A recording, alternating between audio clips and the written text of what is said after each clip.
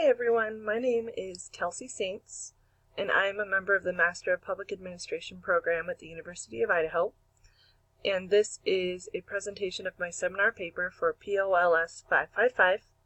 It's called Voting in America, a Study of Women Voters in the South and Northeast. So, around 138 million people voted in the 2016 presidential election, and the purpose of my research was to determine whether or not a woman voted could be linked to their location. Specifically, I focused on the South, which is traditionally Republican, and Northeast, which is traditionally Democratic. Using data I collected from the American National Election Studies Time Series survey, I determined that being Southern or Northeastern was not statistically significant in whether or not women voted in that election, but that their political parties could be linked to if they voted. Independents and those politically unaffiliated voted at lower rates than Democrats or Republicans, and women's overall views of the federal government did not impact if they voted. So, elections as public administration. There is a huge public administration aspect to elections. In the 2016 election, there were almost 117,000 polling places across the country that were operated by more than 900,000 poll workers. And here's a nice table that I found about administrative tasks before the election, the day of, and after. It's a huge job. If you think about all the parts that go into it, all of the technology and the counting, and getting everything in order before the election, big administrative task. So I want to start with a brief history of the women's suffrage movement. And Supreme Court Justice Sandra Day O'Connor said, "Although neither the Constitution nor the Bill of Rights explicitly denied equal rights to women, it seems fair to say that the framers envisioned no role for women in the new American government." So women began organizing and expressing their opinions over the abolitionist movement in the mid-1800s, and many anti-slavery groups were comprised of women. And this gave them a good opportunity to organize, to hold public meetings, to learn how to do petition campaigns. And then alongside the abolition of slavery, a common opinion was their lack of right to vote. So the 14th Amendment was ratified in 1868. Women were hoping that it would include their right to vote. It allowed former slaves to vote, but it specifically said male, excluding women. But Section 1 of that amendment said it declared who citizens are, and so they thought, well, maybe we can use that to justify our right to vote and work around the fact that they said male in Section 2. But that didn't work. They tried to vote, they got arrested. But they continued to organize and share their beliefs and protest. They were arrested for picketing at the White House. They interrupted President Woodrow Wilson's address to the Congress. And finally, in 1920, the decision to grant white women in America to vote was ratified. And women of color were not legally able to vote until 1965. So, it took time for women to get into voting, because not every woman was fighting for their right to, not every woman necessarily wanted to. So, from 1952 until 1980, the self-reported turnout in presidential elections, meaning women responding to a survey saying, yes, I voted, was typically about 5% less for women than for men. And according to the Center for American Women in Politics, in every presidential election since 1980, the proportion of eligible female adults who voted has exceeded the proportion of eligible males who voted. Before that, the voter turnout rate for women was lower than the rate for men. However, the number of female voters has exceeded the number of male voters in every presidential election since 1964. And so here's a nice graphic if you want to pause and look at that, because I know that was kind of complicated. So again, from Sandra Day O'Connor, what the suffragists would have made of party politics 1990s style, I cannot speculate, but whichever party they would have supported, they would, I am sure, be pleased to know that modern women are voting as individuals, not as marital appendages, nor as a monolithic block. So data from the United States Elections Project show that in the 2016 presidential elections, Minnesota had the highest voter turnout level at about 75%, and then in the Northeast, Maine and New Hampshire were second and third. And Hawaii had the lowest voter turnout, and then second and third lowest were West Virginia and Tennessee. So the average voter turnout in the Northeast for that election was 65.5%, compared to 58.6% in the South. And the West and the Midwest were in between those two. So here's some maps of the political leanings of the states, and you can see that South tends to be Republican. Not true for every single person, but with the electoral votes, that's how it tends to go, and the Northeast tends to be Democratic. So, previous research on this topic, elections earlier in our nation's history would have big parties. There would be, it's like a community event with music and food, and even though women couldn't vote at that time, they would still go and participate. It was a big community event.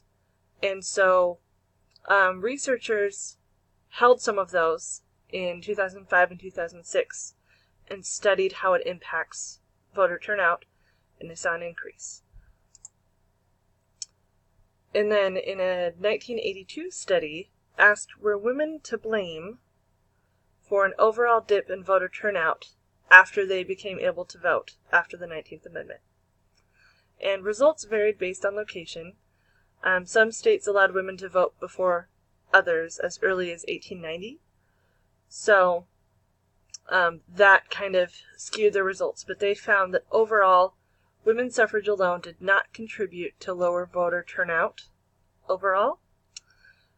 And there was already a downward trend of voter turnout before suffrage was accomplished. And that alone also did not contribute to lower voter turnout. And that study was one of the first that did not point to a staggering degree of apathy among women voters. That's how women were represented in studies.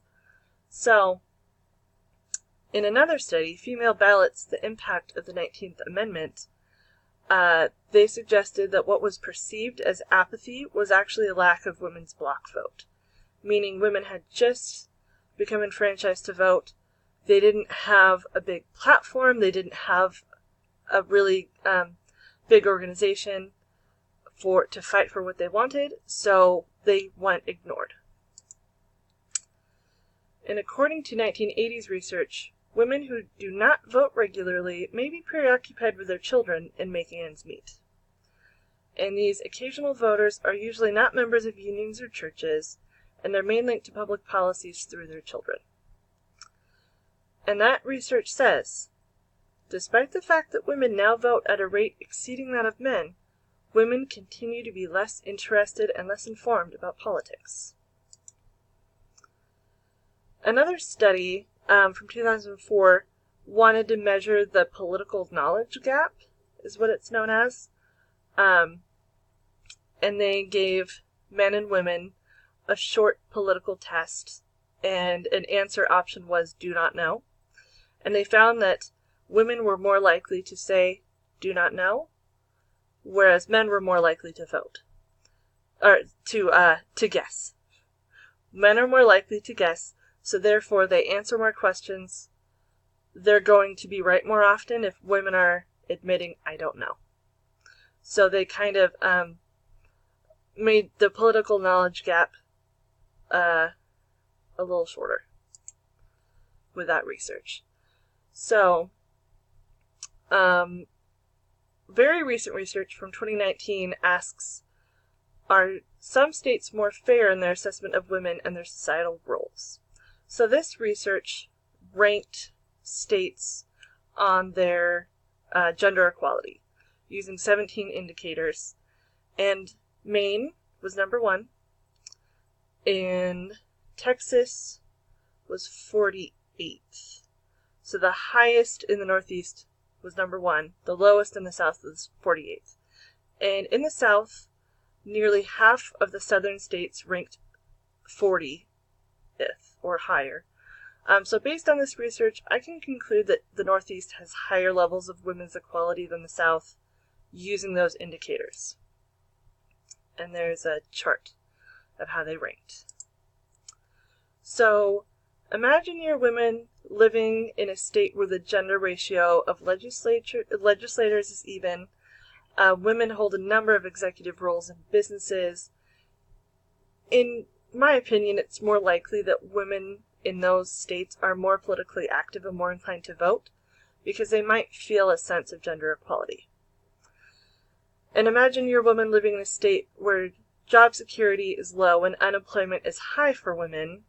Men dominate the political spectrum. I assume women may feel undervalued in those communities and may be less likely to vote. So my main assumption is that there is a higher voter turnout rate among women in states that lean Democrat or Republican. My target universe is female voters in these 25 states, and I use data from the 2016 American National Election Studies Time Series study. I found that of 641 women respondents in the South and Northeast, 82% voted. And more than 40% of women who responded, whether or not they voted, were Democrat, and 28% were Republican. And there is an overview of how they feel about the federal government. 59% are neutral, 24% say they dislike the federal government, 17% say they like. And respondents were asked to rank how much they enjoy political talk. Only 12% said they liked it a lot, compared to 21% who dislike it a lot. So I used multivariate regression. I found that there's not a statistically significant relationship between a respondent's state and whether or not they voted, nor is there a link between their opinion of the federal government and voting. However, I did find statistical significance between whether or not a respondent voted and their political party. It showed that women who are closer to 1 being Democrat, on a scale of 1 to 4, were more likely to have voted. And then when I took a closer look at the political parties of respondents, I found that a respondent being Democrat or Republican did not have a statistical significance in whether or not they voted, but there was a link between independents and unaffiliated voters. Independents were 14% less likely to have voted. Let's see here. Oopsies. Okay, I chose to study women and their participation during this election because it was a very unique election. It was the first time a woman had been one of the 2 main candidates, and the first time her political rival was someone who was questioned heavily for their attitudes and behavior toward women. I wasn't interested in who they voted for, but rather if political polarity drove them to vote at all. My hypothesis was incorrect. Most of the time that happens. I'm wondering why unaffiliated voters were less likely to vote. I think maybe because they didn't have kind of loyalty to the two-party system. And let's see. I'm running out of time. Okay. I'm skipping to this. Thank you, Dr. Overton, for helping me with Excel, and to Marky McBrayer for all of her help on this project. Really appreciate both of you. You're great. Thank you.